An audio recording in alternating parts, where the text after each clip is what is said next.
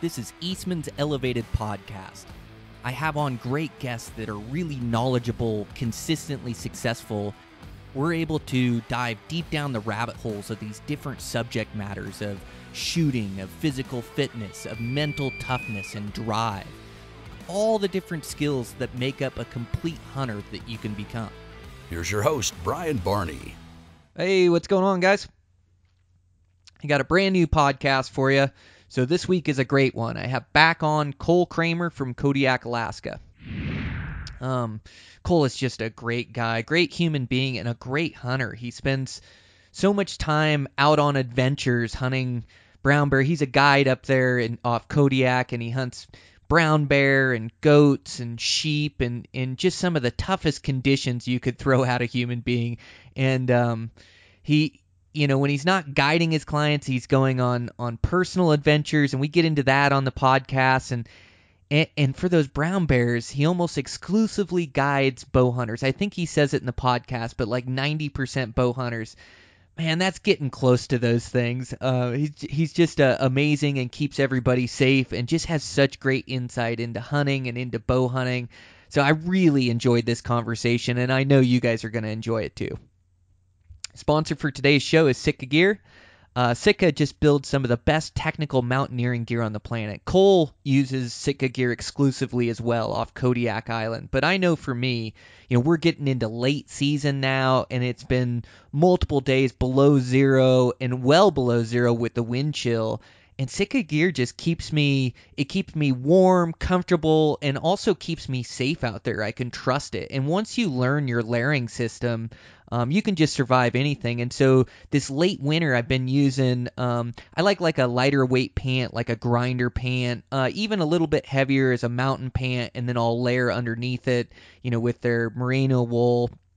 And then they have these puffy pants. They're Kelvin light pants. And they're like an insulating pant, and I tuck that into my gaiters, and gaiters make such a big difference as well. Like wearing gaiters when the grass is all wet or when you're in snow, it just keeps that snow and that water from soaking into your socks and down into your boots. So important. But I tuck those puffy pants with grinder pants with merino wool underneath, and then my upper body layers, gosh, they've got such a great hoodie. Their heavyweight hoodie is a great one, and then I'll have on their puffy vest and their Kelty light jacket. Just does such an amazing job at keeping me warm and keeping me out there comfortable longer. Extends my hunts and makes me more effective. So.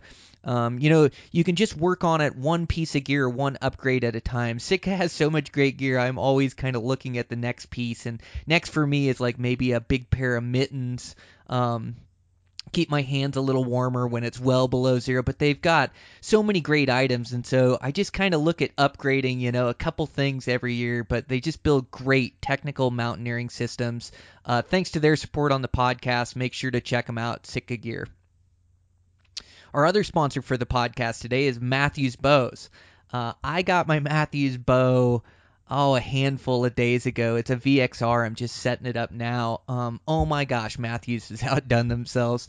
I got the 31.5 inch. They also make a 28 or 28.5 inch right in there, a shorter one. I always kind of like a longer bow, axle to axle, but man, I think that they can't improve it. And then they go and build a better bow. So the Verdicts, I'm in love with it. Shot better than any bow that I've ever shot. It's my favorite bow of all times that I've owned. That's last year's model. So now I've got this VXR I'm setting up.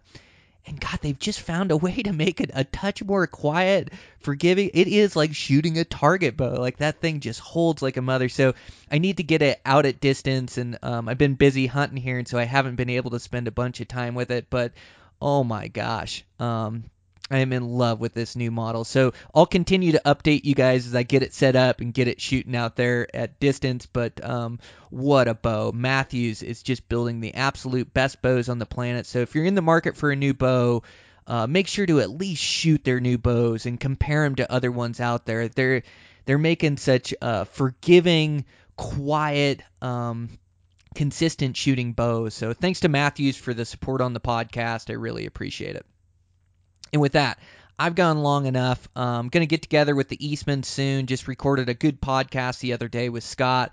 Man, we've got some great ones coming up for you guys. So I'll let you know as they're coming up. And let's get right into this podcast. It's a great one.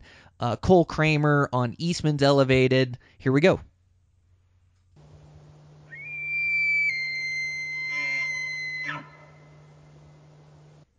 Okay, can you hear me now? I got you perfect. All right. Yeah, sorry. I was got people trying to call me and coming in and all sorts of junk.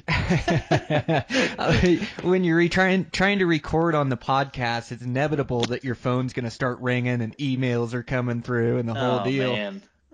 Of course. Yeah, man. Well, cool. Well, thanks for being patient with me. Oh, dude, thanks for taking the time and being on. I know it's your busy season, and I knew it when I sent you the first email, so I just wanted to do it when it worked with your schedule, just because I love having you on the podcast and love catching up.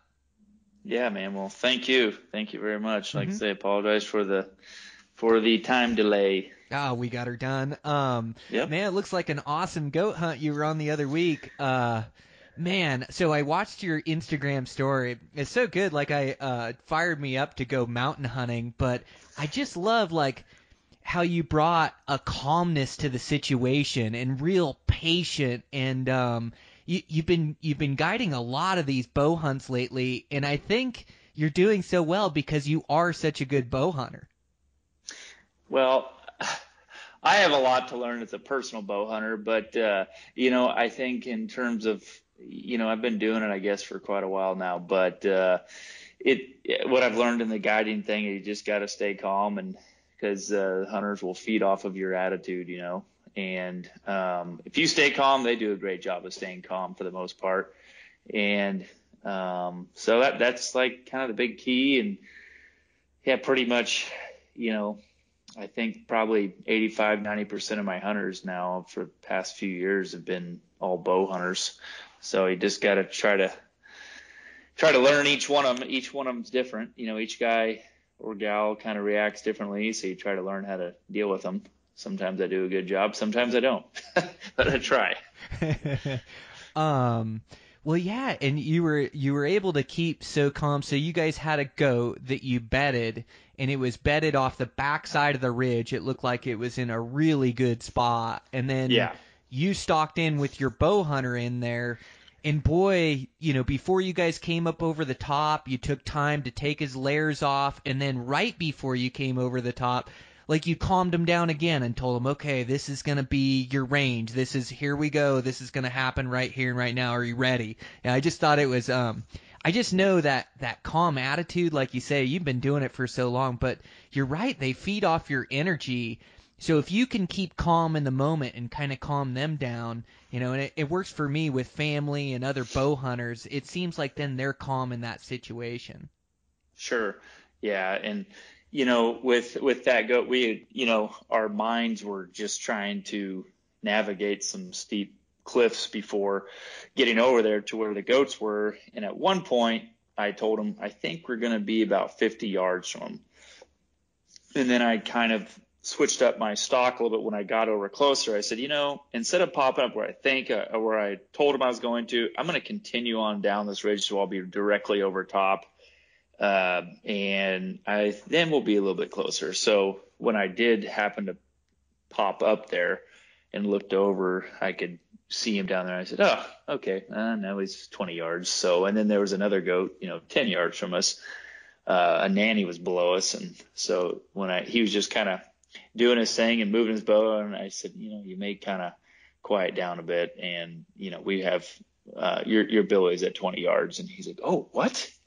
So he was kind of surprised that it was that close. And I said, and we have one at 10 yards. So let's just, don't move. Because a lot of times bow hunters kind of forget, like when you have a ridge line there and you're trying to be really cautious what's poking over, sometimes people forget about their bow and they move their bow around frantically, their arrow, their, whatever it may be, the cam is sticking over the ridge. And I noticed when I did peek back over, the nanny was looking up at us, glaring at us. And I was kind of thinking to myself, I wonder if she saw his cam moving a little bit. And so when I peeked back over, yeah, she was kind of staring up at us like, what is going on? Because there was some little bit of wind, so some grass was moving pretty good and whatnot. So she was trying to figure it out still. But, it was just kind of one of those things. I said, you just stay back behind the ridge and I will tell you when to draw. And when I tell you to draw and step up slowly,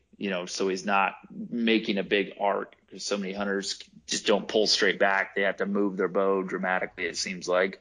So, anyways, so that's what happened. The nanny got up, the billy had no clue yet. So when she got up kind of briskly, I said, draw, step up. And then he looked up like, oh, what's going on? And then he stood slowly and said, go ahead, take a shot. So, he did a great job, listening and performing a really good shot. Billy went maybe 50 yards and laid down with the rest of the group actually, and just kind of expired. And the other goats decided, well, something's wrong here. So they stood up and walked off. So worked out really well. Dude, that is so awesome. You mentioned so many critical things there. Like when you're making your stock. So this is the one I want to touch on first. So when you're making your stock, it just comes down to instincts and feel, doesn't it? And so you make a plan on the top and you're going to pop over at 50 yards in this goat. But then you get down there and you're hidden from the ridge, or you feel the wind, or you look at the angle. And it's like you almost have to listen to those instincts that kind of dictate where you go and where you're going to come over the top. And then, like, you're talking about that bow moving frantically. As a bow hunter, your instincts or your mind is screaming at you to hustle up and get the shot, get into position. And those little nuances at the end of a stock, they really dictate whether we get an opportunity or don't, or whether we get a good opportunity or don't. But those little nuances at the end of the stock of like moving your bow or how you come over the top, or just those little those little micro decisions within that stock, they really make such a difference of whether you get the shot or don't get the shot. Just Sure. those little tiny decisions and movements. I just thought that was so great. Like you mentioned the cam, and that is like a detail.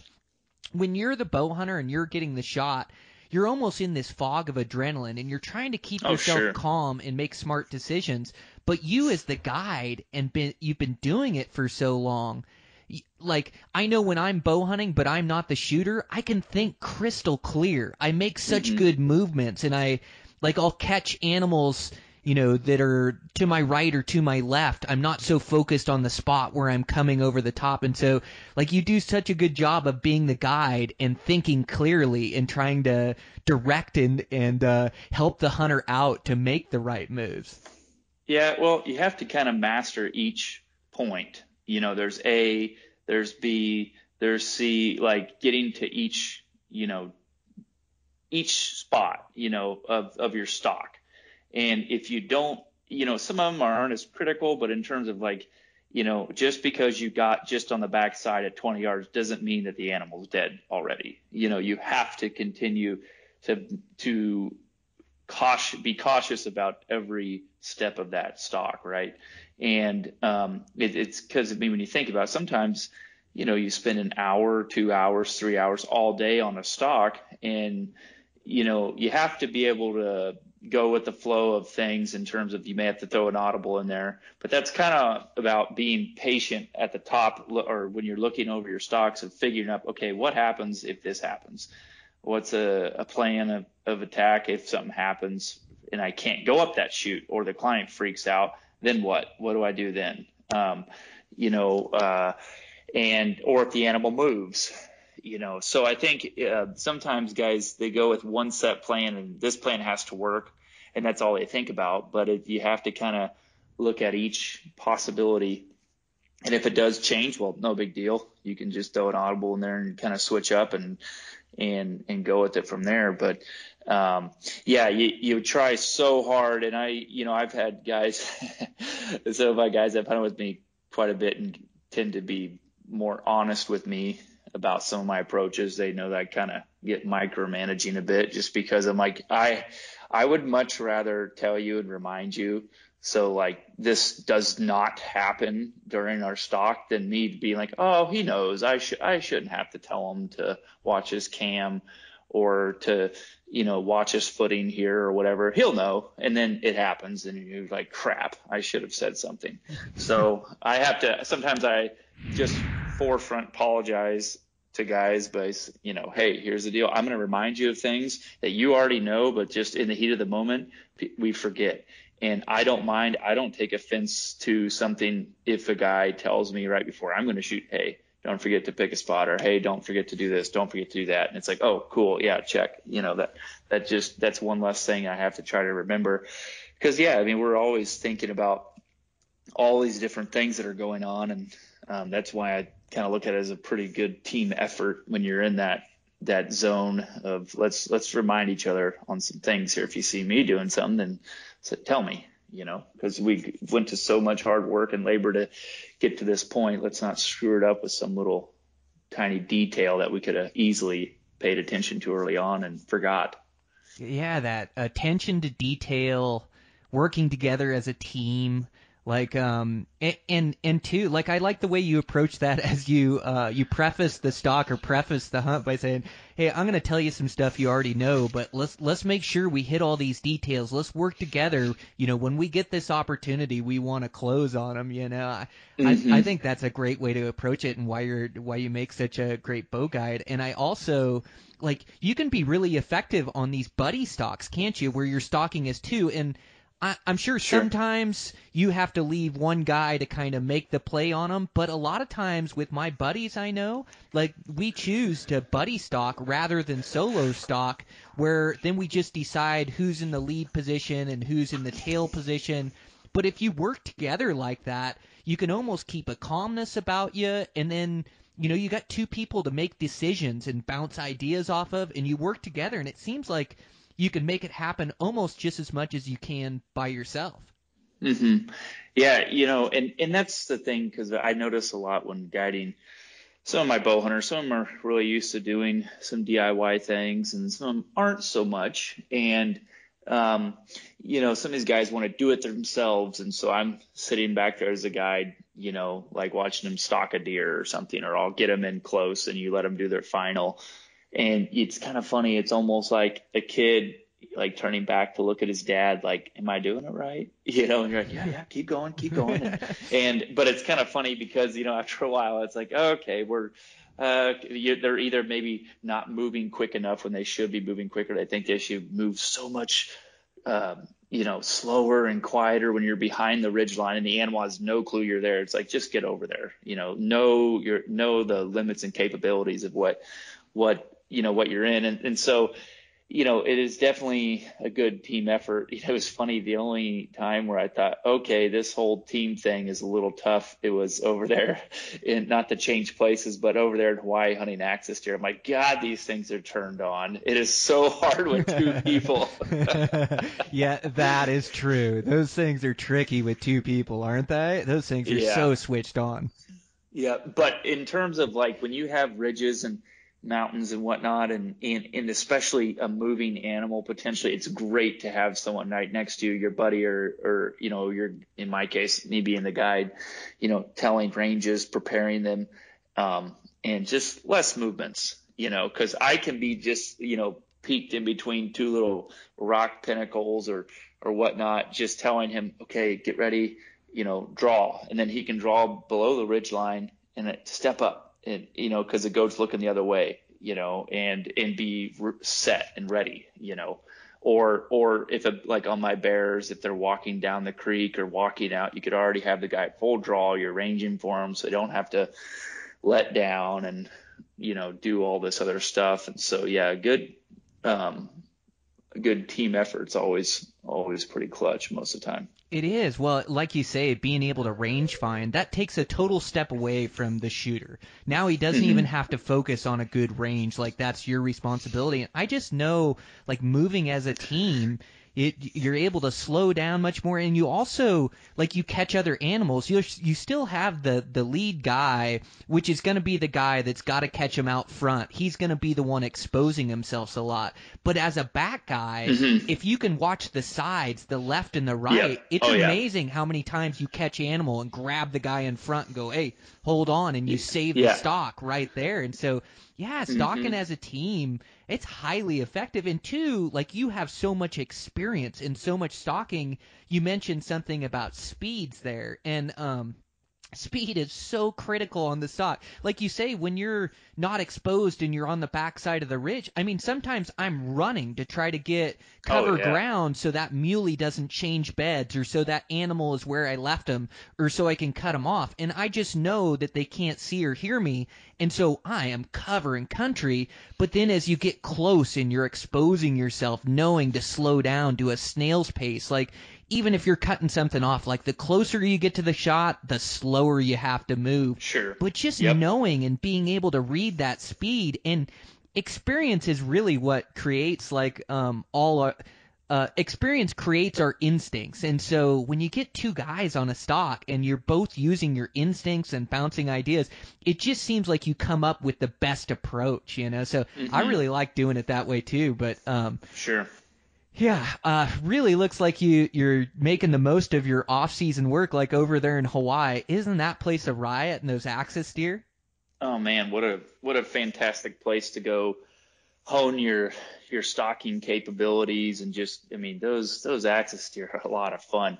You know, I blew so many stalks, and it was like the classic guide scenario of me used to, you know, telling people how to do things. Well, now you shove a bow in my hand, and I'm like, oh, whoops, I guess now I have to make the shot.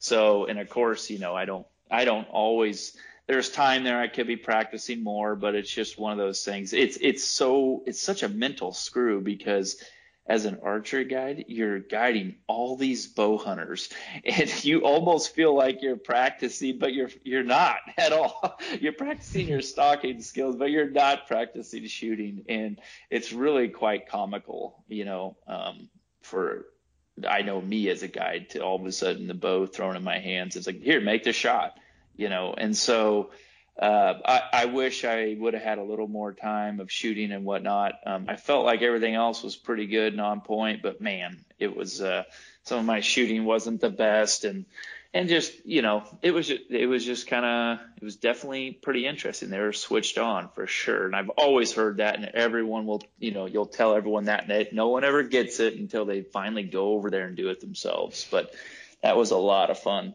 Yeah, those deer are so humbling. They're so good at catching you. And then, I mean, you can do everything right and execute a perfect shot, and it should be a dead animal. And those things are just flat get out of the way of your arrow. They are so quick. Oh, man. Those quick twitch muscle fibers, they just get out of the way of arrows. Like, you can watch it on video and watch those things spin and duck and wheel. And so, you know, yeah, They really highlight the stalk. They really get you good at the stalk and not cheating anything. And then, like you say, when you're the shooter, it's really good for your guiding, I bet, too. It's just that personal experience. And then it's so tough to make an archery shot. Like, what we're taking on is one of the more difficult endeavors, to try to shoot these wild animals with a bow. And so getting out there and being able to do it for days on end, you know, it just kind of reminds you of that and gets you ready to get your clients ready to try to create opportunities and create success. But those things humble me too, man. I missed 2 of them this year in Hawaii over there. I did end up getting one, but both of them just flat got out of the way of my arrow. But it also made me pay attention to more details. I had like a little rattle going in my quiver. I finally found out what it was. Is it was one of the blades loose in one of my broadheads that was kind of making a rattle. But you got to make sure all your stuff is so quiet out there. Like, again, that attention to detail. And maybe that's why those 2 jumped my string, or maybe they would have jumped it anyways. But that was just, like you said, you wish you would have practiced more before you go. Like, when you get there, it's always something that it's like, oh man, just it seems like if you can pay attention to the details before you get there, you're so much better off. But yeah, you know, it was really quite interesting. Like you say, just the whole, they're so fast, you know, they're just switched on. We were going along following this big group that was moving, and there was like a little doe bedded underneath the tree.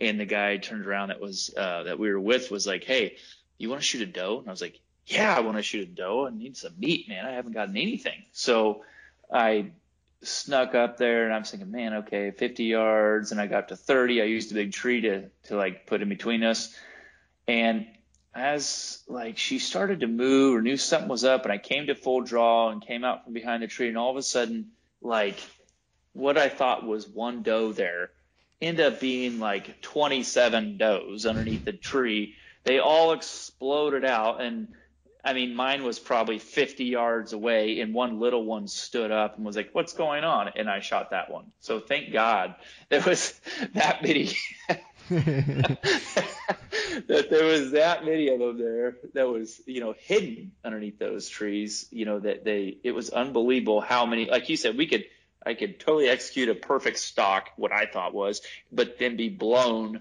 by all these other deer that were hidden in the brush by those. So that was an interesting thing.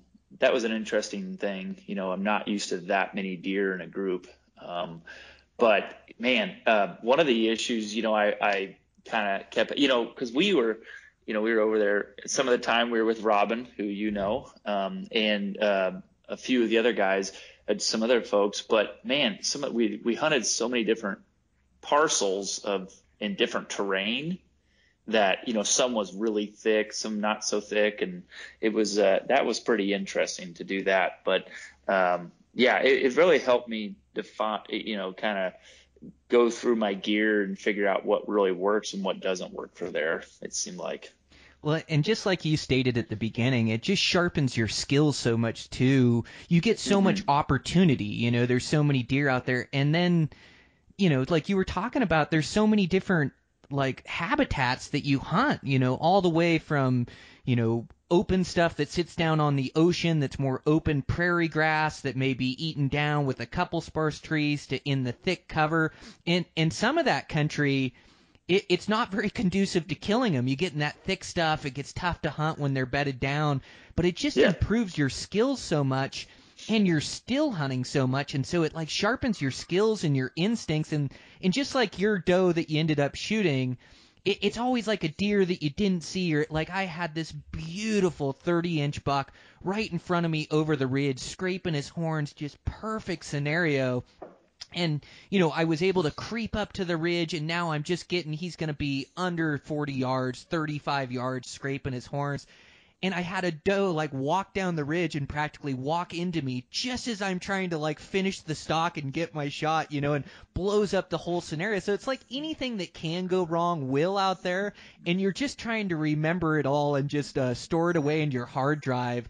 And then I just think it comes into play when you're hunting other species in other places. It just sharpens your instincts. But yeah, man, it's so fun out there.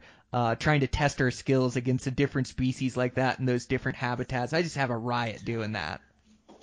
Yeah, I told some of the guys, well, I hope you like me, because I'm coming back whether you want me to or not. So I have to come back. So.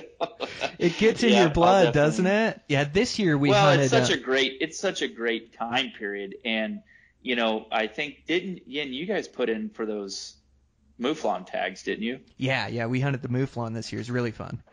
Yeah, that would be a lot of fun to go over there and do that. So who knows? Maybe I'll have to try and do that next year or whatnot. Oh, dude, you have to. Yeah, those mouflon sheep are pretty fun. They just live in the nastiest country that Hawaii has to offer, and so it's a bunch of that lava rock, which I'm sure you got to hunt for some access deer. Some of that country is pretty gnarly.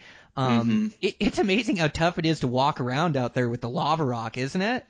Yeah. It was like, say, we got into some patches of that, yes, and then we got into so many different, areas there. But I would like to get over there because I've experienced, the Big Island, Maui, just in Kauai. I have not been over to Lanai or Molokai or any of that. So, I'd like to get over and see some of those other places, but it's quite the diverse landscape there. Pretty amazing. It is amazing. And a totally different gear setup, right? Like I've never sweat so much in my entire life. I've never drank so much water as I do over there with the humidity. I just sweat it out. Yeah, I guess it wouldn't be my first time just because of my experience down on the Baja Peninsula guiding sheep in 90, 95 degree weather. And so it's hotter than heck down there. But yeah, it definitely was, though. It was pretty humid, though. Mexico is pretty dry. So, but that was not super pleasant. That's for sure. Yeah, that was a little tough to deal with. Yeah, it's not bad mornings and evenings and things, but direct sunlight, or if you're waiting out a stalk, or like where we were hunting, it's the hottest time of the year too, and that sun just radiates off that rock there. And so, I got back to Montana, and I was running in 90-degree heat, and it was nothing compared to what it was like out there. And, usually 32 ounces will get me through a day. 50 ounces is a good day of water, maybe a little bit more if I'm really working hard. But out there, I'm bringing, 100 ounces of water, and I'm adding water every single day that I'm out. You just got to keep the water running through you. But wow. Yeah, that lasts me a month in Montana, dang near, so it's just amazing. Sure. It's a different kind of danger, and it sounds like you run into that hunting down on the Baja too, where it's really hot, heat stroke, dehydration. It's just a different set of challenges that you have to keep in mind and be aware of, because, man, that heat stroke, that takes you down, or, I call it exhaustion sickness. I don't know what it is, but pushing really hard in really tough conditions. And I've seen people where they make themselves sick or almost throwing up and Sure. dizzy and things. And so it's just something a guy's got to be aware of out there, because you get hooked on hunting those things and you end up going so hard all day long, and just got to make sure you got those fluids going in. But that's like any place we hunt. Yeah. Well, it's interesting getting back to Kodiak. It's super dry here this summer, and now coming to the fall season, it's really dry up there. I think we've only had a handful since, I don't know, late June, mid-June or something, late June. There's only been a couple of there's only been a few days of rain, and not hard days of rain. And so it's ultra dry. Our streams are super low. So up in the high country, I was up scouting the other day, and man, a lot of the places were really, really dry. We found a couple places of water. So it's kind of like one of those things where we went up and actually took our goat. We had, 6 4-liter bladders of water. Wow. Just because we weren't sure what we were going to run into. And I had 4 days of food, and there was 4 of us. I had a couple helpers there.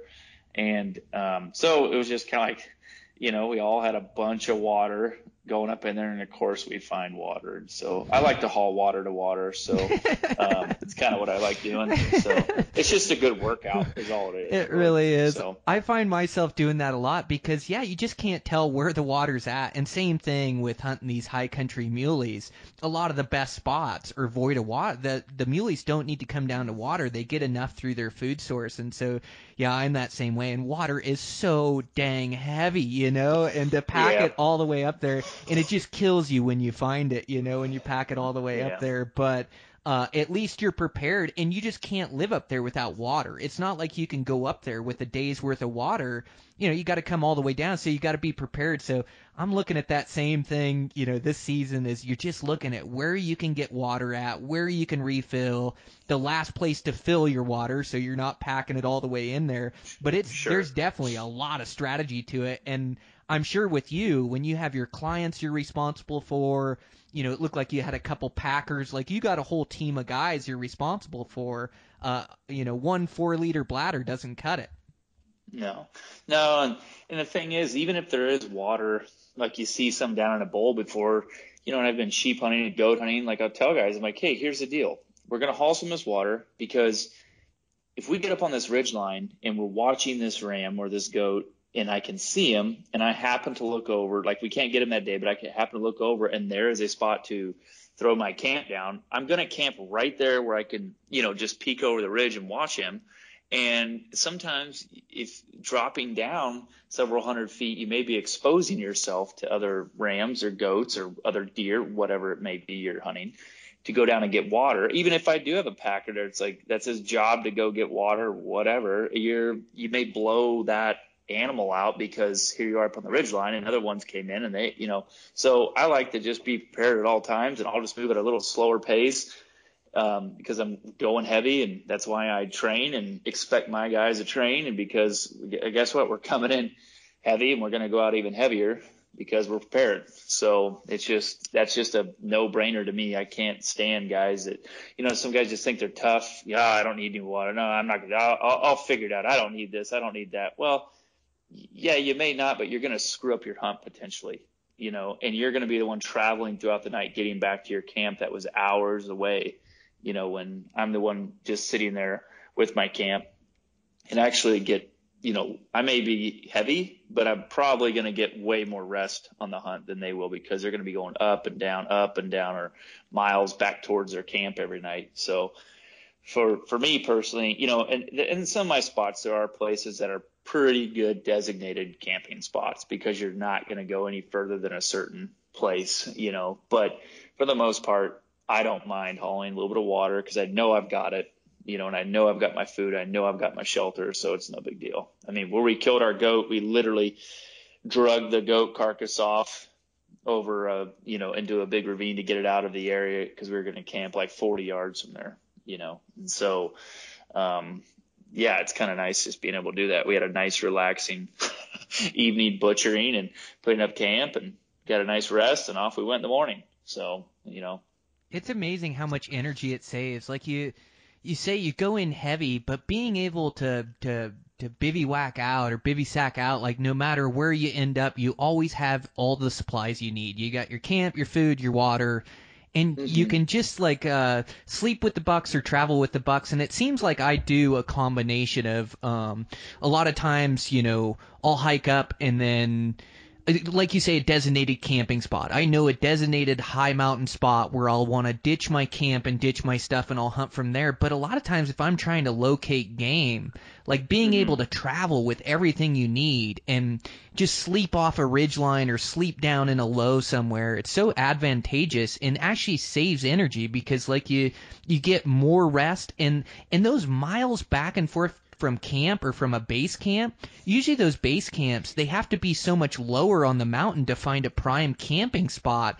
And so you're just putting so many miles back and forth and less sleep. It just wears you out. It's better to do it once with your camp and be able to travel and hunt with it a lot of times. So it sounds like that's a lot of times your approach when you're doing these mountain hunts. Yeah, and in some of the areas, we're pretty fortunate here, like on Kodiak, we don't have too much bear issue, knock on wood. But there's places up on the mainland, and maybe down there in Montana, where bears are an issue. And I know plenty of people have gotten their camps torn up because they're gone from them. And bears know when you're there and when you're not there. They can smell if you're there or not. And so I just like having it with me, because then I know it's everything's safe, and we're good to go, instead of wondering, I sure hope my camp's not torn up when I come back, because that's definitely ended a few of my friends' hunts before. I've never had my camps torn up, knock on wood, at least by a bear, but a deer did one time. But other than that, but no, it's just kind of nice knowing what you have, Yeah, what kind of weight do you like to travel with on these hunts for your clients and for yourself? Like, and you train for this heavy. I wouldn't really say I like to travel with the weight. It always seems like, gosh, weight really is such an equalizer, just like elevation, isn't it? It's just a killer. You could go anywhere with no weight, but you stick that pack on your back, and all of a sudden you got to grind. I'm right in the heart of getting my pack ready for like a 5-day. So I was just wondering what you travel with. Here's the thing, like with me, I've got a, Swaro 95 scope. I've got a Sony A7 camera with 2 different lenses, I've got the 24 to same 70 and 100 to 400. Yep. I've got, there's sat phones and inReaches. And I mean, it seems like I can't go anywhere without my pack. A day pack weighs 40 pounds, 45 pounds to me. And then if I'm hauling food and for 4 or 5 days, I mean, I'm pretty sure I'm solid 65. And if I've got 10 days, I'm probably like pushing 80. I have a real bad issue of packing more, like way too much food. So it's like a mental thing, like, oh, I'll never starve. I could be in here for a month And even though I couldn't last a month in there in terms of food wise, but I like having like food, and because it's like food for thought, I'm like, ooh, I'm good. It's just a mental thing. I have so much food if I want to eat, but thank God my metabolism slowed down a little bit, because it used to be really, really bad, and I just had to eat so much. But now I don't have to eat as much. So, but I would say if I was going in with 5 days, it's probably got to be around 60 pounds, I would think, somewhere in there. Yep. Now, but I'm not, like I said, if I wasn't hauling, if I was just, hauling a smaller little point and shoot camera, then, that knocks down quite a bit of weight right there too, in glass.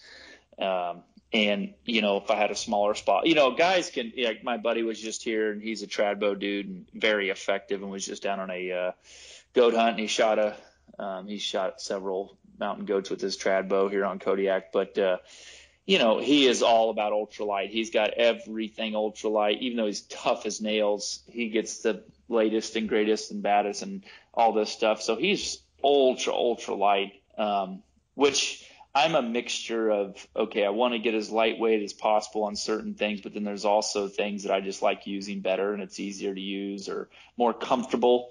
And so I just don't care. Sometimes I'm just a big dumb mule that throws in whatever, and I don't really care. And when I come out, I definitely don't care. It's just going to be heavy, and it is what it is.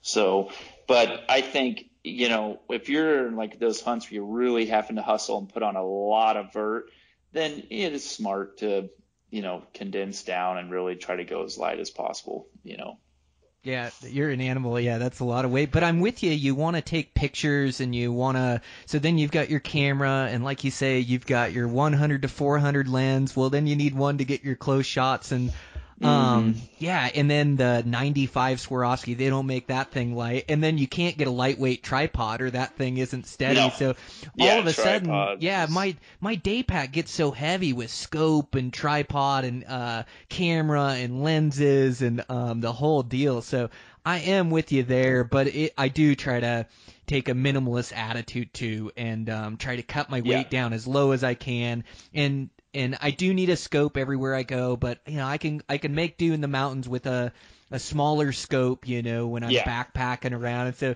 there's a few adjustments I can make, but yeah, I'm just fine tuning my pack now, looking at it and taking things out and putting things in, working on my backcountry menu. Usually I can do about 1.5 pounds per day, does me about right, which is usually around 2,500, 3,000 calories, something like that. Yeah. But it's always a work in progress. Yeah.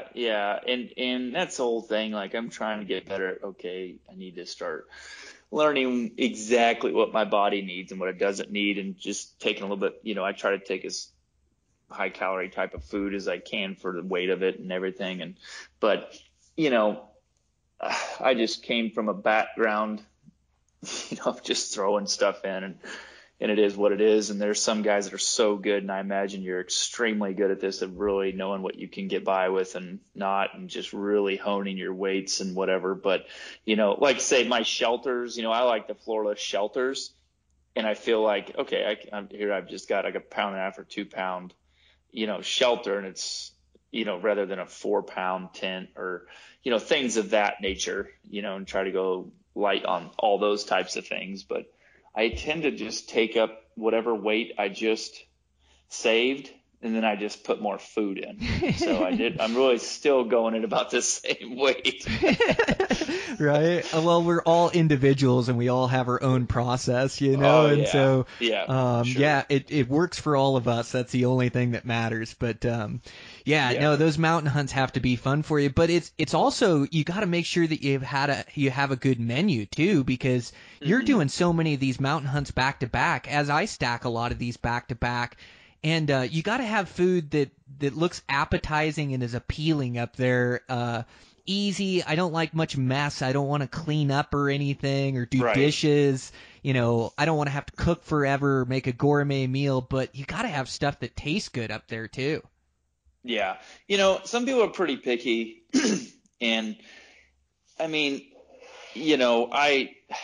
I feel like if some people are too picky, they say, oh, they don't want to eat freeze dried meals and this. Well, they just aren't hunting hard enough, I don't think, because when you're up there, and 99% of my guys, my hunters, they don't bitch, moan, or complain, of what they eat. They don't care. And, they're really good. But there's some guys that, well, I don't eat that mountain house stuff or this freeze dried stuff. It's like, well, when was the last time you had one? Was it like in Vietnam, or was it like in the past 10 years? Because they're pretty good now, and I just kind of let them, like the night before we go out, I let them kind of pick whatever brand I've got of meals and whatever sounds good to them. And most of them are pretty good, and so like for me, I'll, if I'm taking whatever type of freeze dried meals, most of them are, I like to add I'll add like some sort of noodles or instant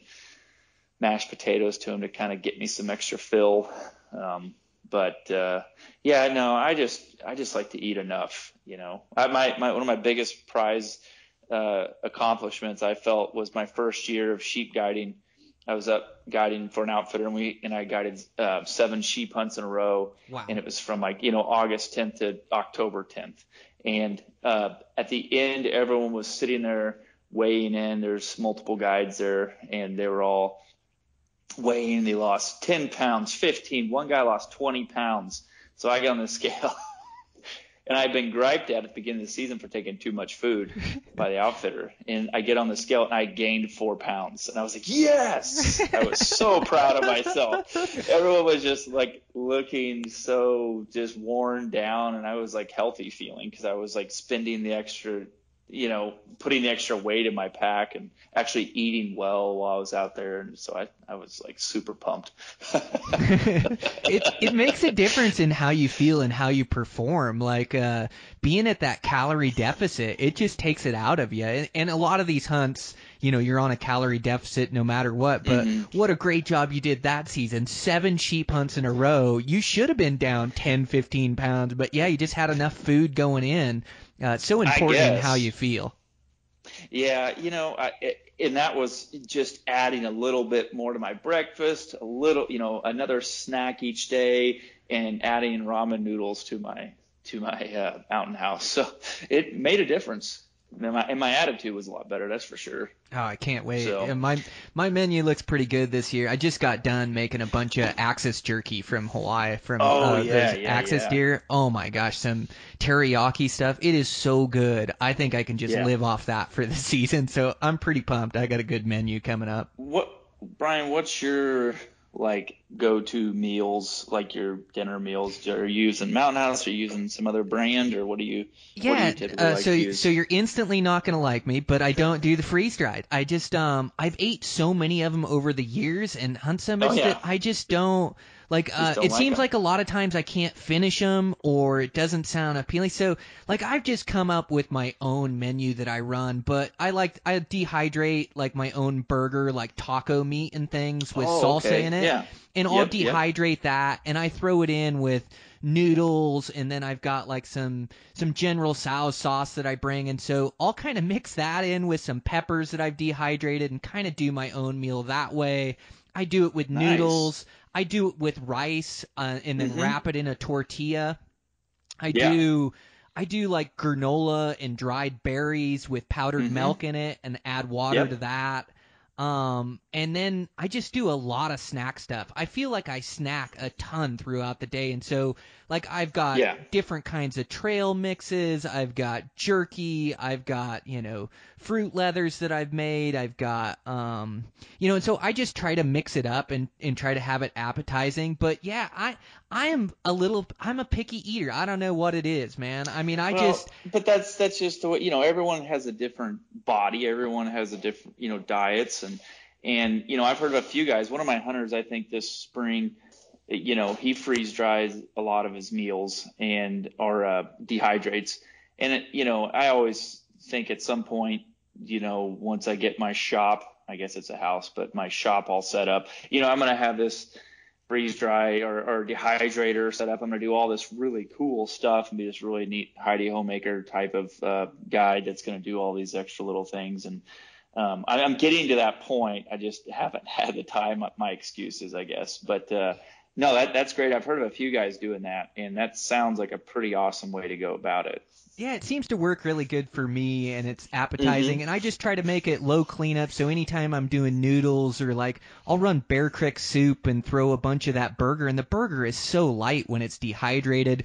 Or like I say, this jerky is so good, like I can tear that off and put that in a meal too. And so it just sounds good to me tonight. Wrap up some rice and some meat and a tortilla, and it's pretty good eats. But yeah, no, I'm with you. You got to have the time too. And half the time, as it gets later in the season, like I make all this preparation and get prepared and do everything, get all these meals ready. But once I get in the heart of the season, once I get in September, I'm like, yeah, just throw some stuff in the truck or throw some stuff in the pack and I'll survive. Like I just don't have enough time to prepare or get everything ready. Like I'm just trying to get on the hunt. I'm trying to get out there. I know I can make do. So I will do freeze-dried meals in those. I've got a tote full of stuff that I throw in. And not, there's been years I've had over like 230 of them, and it's like ridiculous. So it's nice to not have to do that for sure. I'd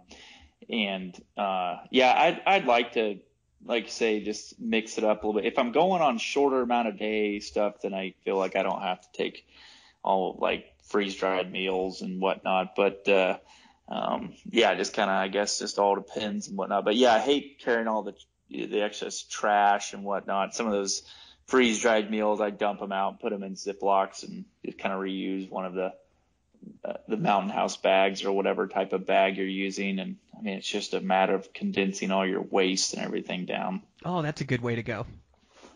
Yeah. Well, and tortillas, they make those Mountain Houses so much better too when you can wrap them in a tortilla. You ever bring those with you?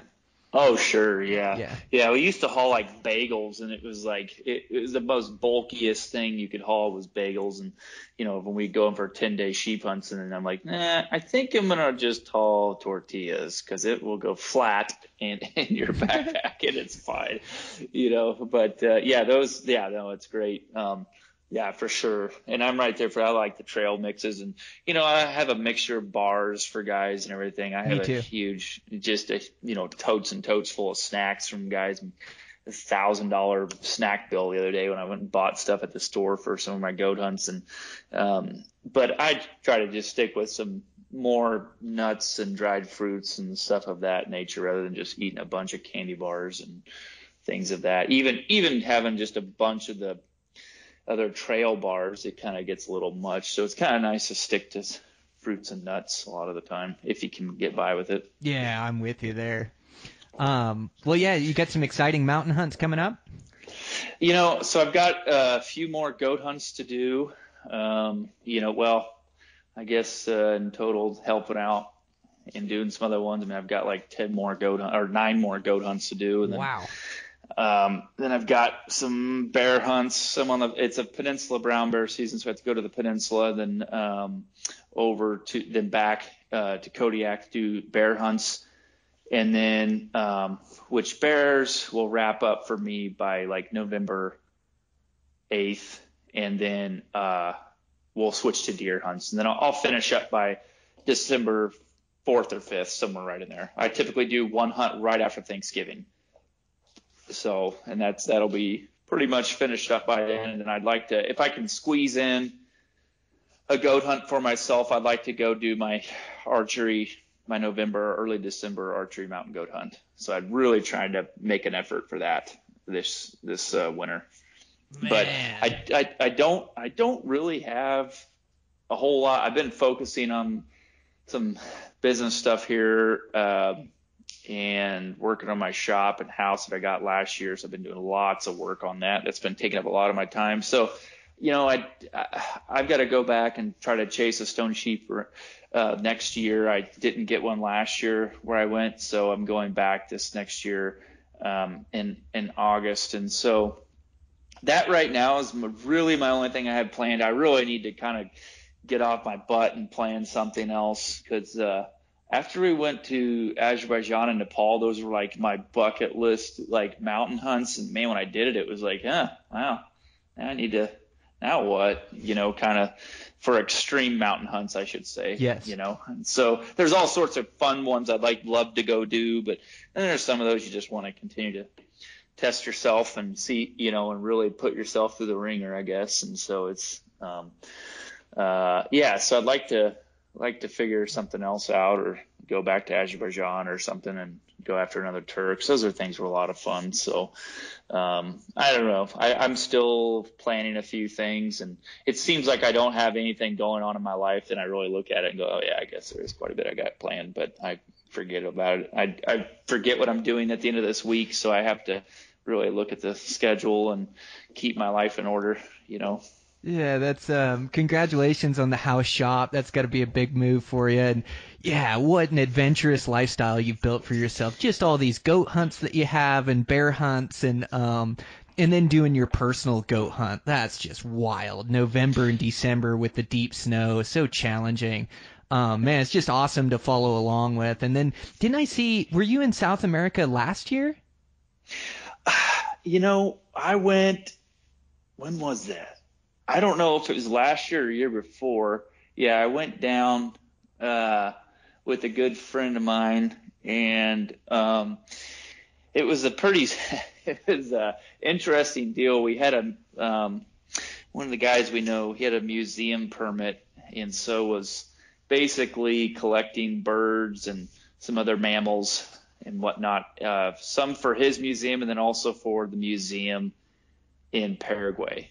And then we were also trying to dart and capture for tests and whatnot some jaguars down there, and did a lot of chasing of jaguars. Didn't really do much catching of jaguars, but we caught several mountain lions or puma and some ocelot and some other things, but those were just for doing samples and collaring and whatnot, but lots of collecting of birds and some other small mammals and whatnot that he had on permit for a museum. So that was pretty very interesting, to say the least.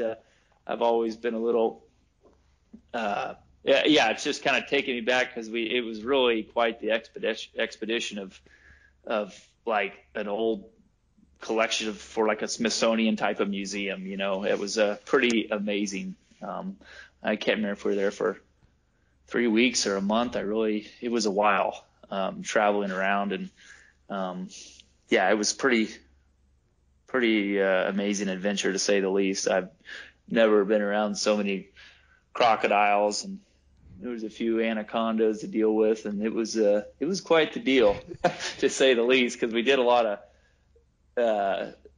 some of the capturing was at night, and trying to get some of these animals or whatnot was it was it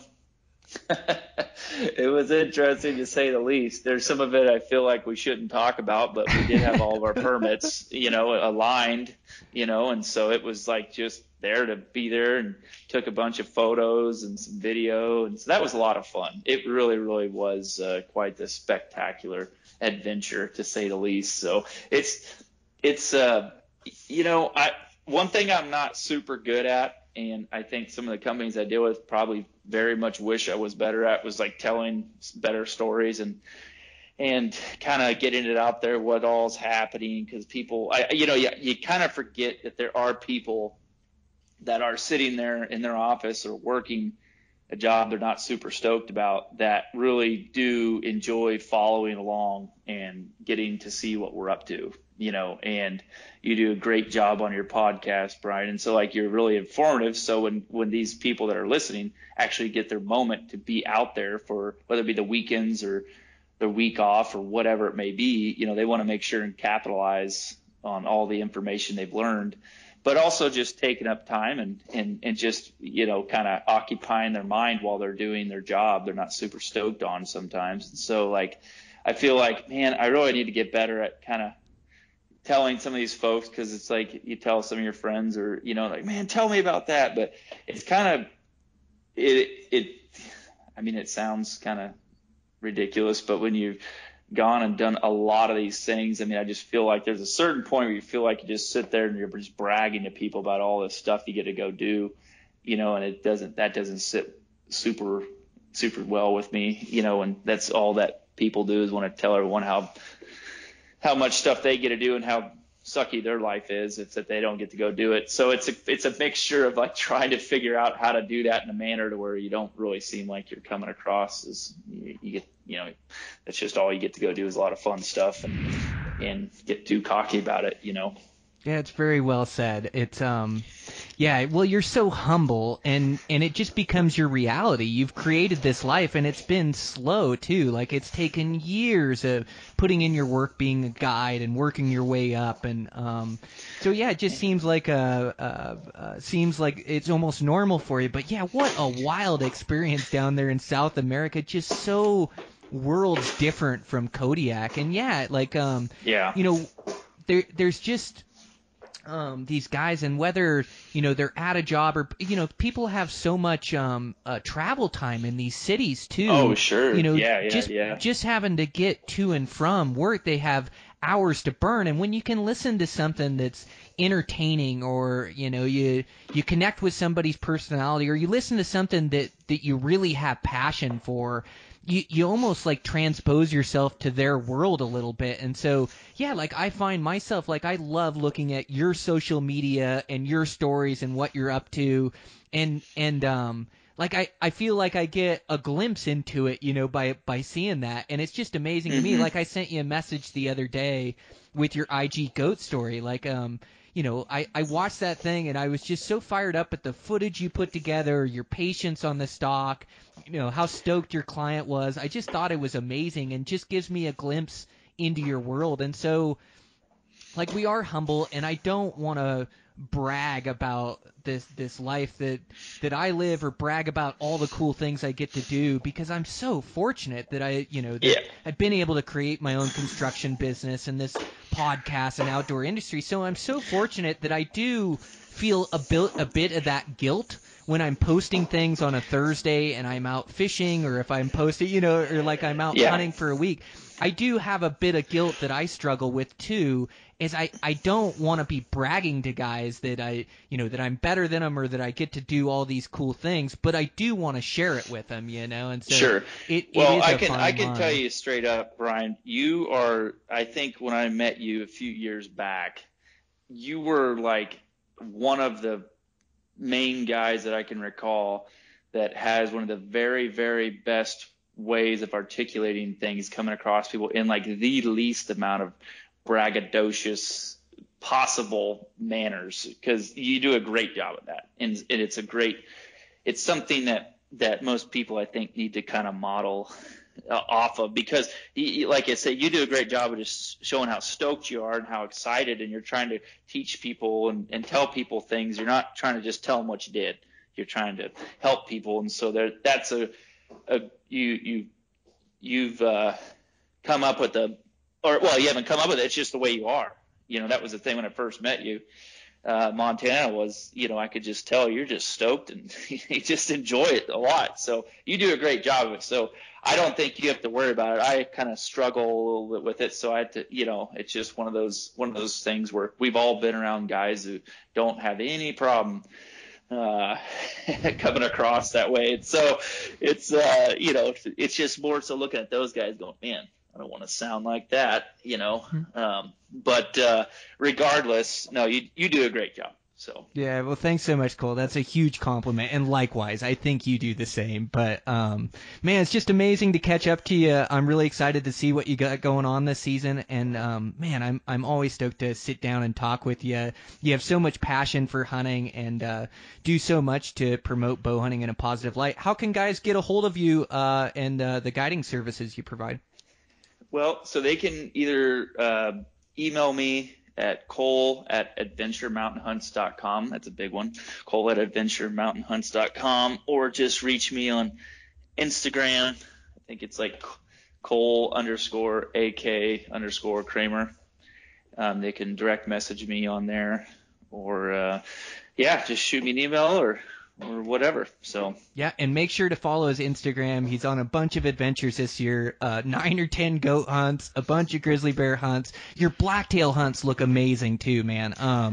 Man, oh yeah, I've got to it's going go to be do a great that. year up here. Yeah, it's going to be a solid year. There's some great bucks. We did really well last year, and we had just another mild winter, and so some guys are putting down some great bucks this year. So yeah, it's pretty awesome. So yeah, you got to get up here and do that. So Oh, I do. I think we talked about that last time after we got off the podcast, and yeah, you need to. They're still sitting here, so you need to get over here. I'm gonna do it. Yeah, I'm gonna plan it for next year, and I'll get a hold of you, and yeah, we'll get something set up. But yeah, I really want to go hunt those things. And man, you're turning up some really good heavy ones too. It's just amazing some of the bucks you're turning out. It's amazing. I think if you get in places and just take your time and glass and turn down other bucks, right? And a lot of guys, I think, that show up here that aren't used to hunting them, they just think, oh well, we'll just take this 3x or whatever it may be. Well, there's some pretty nice looking bucks here, so you just got to hunt with them, and it doesn't really necessarily matter where you're at on the island. If you just put your time and effort in, you can turn up some good bucks. Man, that's so cool. It sounds like so much fun. Yeah, well, I'll hit you up on that. Thanks again for your time, man. I know it's your busy season. Good hunting this season for you and your clients, and can't wait to follow along. All right, Brian. Well, hey, thank you. Really appreciate the time, and best of luck to you guys. All right, sounds good. Yep, thanks. All right, guys. That's a wrap. Oh, another fun conversation with Cole. Man, just a great human being. I just really enjoy talking to him, and such a great hunter. He's so introspective about situations and situational awareness, and just really fun to talk to him. And I love how humble Cole is. He has he's guided for. He's got everything in the world to be proud of, and which he is. But he's just such a humbled guy, with his skill set, and yeah, I really admire that, and shoot to have that same mindset, as I'm walking around Planet Earth too. But I just really enjoyed the conversation with him. He's a great hunter and a great guy, and thanks to him for taking time out of his schedule and recording with me, especially when he's right in the heart of his season. And I did see the other day one of his clients just harvested a monster brown bear. Just incredible. I think at the beginning of the podcast I did say grizzly bear, which they are brown bears off Kodiak. It's the same genetic bear. They just the Kodiak brown bear, or the brown bear in general, has evolved. They're where they can eat fish or have fish in their diet. And so throughout the years of evolution, bears that have fish in their diet tend to grow bigger and then pass those genetics out. And so brown bears are just like gigantic grizzly bears that grow on the coast. But I think I did say grizzly bear in the podcast, but Cole is nice enough. He didn't correct me. You're always just like on a podcast. You're saying what comes to your mind, and sometimes I'll listen back, and it's painful when I mess up a word because I'm trying to think too quick or I say the wrong thing. You can't ever have it back, or I guess you can. I guess it's just about correcting yourself right there in that time and moment. Realize you make that mistake, correct yourself, and move on. But anyways, just thinking about the inner workings of a podcast, but no big deal. Cole Kramer is just a great guest. Really appreciate him being on. And also want to thank our sponsors. Sitka Gear just make amazing gear. As I'm into the late season now with cold and negative temperatures, I just appreciate their layering systems, and it just keeps me out there longer, keeps me safe, and keeps me more effective, for harvesting more animals. So thanks to Sitka. I also want to thank Matthews Bows, just building the absolute best bows on the planet. Just got that new VXR. What a shooter. I am so impressed with this bow. So yeah, I just can't wait to run some more arrows through it, let you guys know what I think. But man, oh man, they built a quieter, more forgiving bow than the Vertex, which I didn't think was possible. The Vertex is my favorite bow I've ever owned. Yeah, thanks to Matthews, and great job. You guys are outdoing yourselves. Just an amazing bow you guys have built. And with that, trying to work out some things. It's just been busy. It's been such a great season, guys. I mean, I'm just coming off a hunt with my family and a hunt for my own mule deer here in my home state of Montana. I'm gonna get another podcast recorded on late season muleys. I like to get them out, right at the time where everybody's hunting them. So I might be just a touch late getting this podcast out, but I also, I think really clearly about late season muleys when I'm hunting late season muleys, and there's things that come to me throughout those days of experience that I get out there. And so I should have got it out of touch earlier. I messed up, but at least I can tell you guys how my season went, and then also give you tips for hunting mule deer. And I think a lot of these things can be revisited as well. And also, I know a lot of you guys have bow hunts or have hunts that are coming up for mule deer as well. There's still a lot of good mule deer hunting through the month of November and December. So yeah. Anyways, I'm gonna get that out, get it recorded here in the next day or two, and get that done. And yeah, we just got some great guests. Eastmans' staff is really working good to line up some good guests. I've been working hard, reaching out to guys, finding some new guests that aren't on, every podcast, but guys that are really interesting that I want to have, in-depth conversations with. So we got some great ones coming up. I'm really excited at the few that I've already recorded and the couple that I'm lining up now. So yeah, just excited to release it to you guys. As always, thanks for all the support on the podcast, social media, and things. Man, I really appreciate it. I just want to, I always tell you guys, I think I say that on every podcast, just want to keep putting out quality content. But I do. I think about this podcast, and I think about you guys all the time, and the information that I can get you guys to make you better. The information that I'd like to hear about, when I'm tuning into a podcast, those tips and tactics that turn on that light bulb in your head to give you an idea of a different way to approach, or give you a different mindset, or give you motivation through it. So I just think it's so cool what we're putting out there, and I just want to continue to grow it. And I thank you guys for spreading the word, like telling your buddies and tagging your buddies in photos and things, and just spreading the word. Like, that's how podcasts grow. There's so many of them nowadays that it's tough to separate yourself. And I really do think that we put one of the best hunting podcasts out there with some of the best information. So you guys telling your buddies about it, and tagging us in photos, and man, it just means the world to me. So yeah, thanks so much. I appreciate it. We'll keep getting out good podcasts to you guys and keep this thing rolling. So yeah, that's a wrap. I'm going on. I'll get this solo one recorded to you guys, and get that out, and then check in with you guys next week.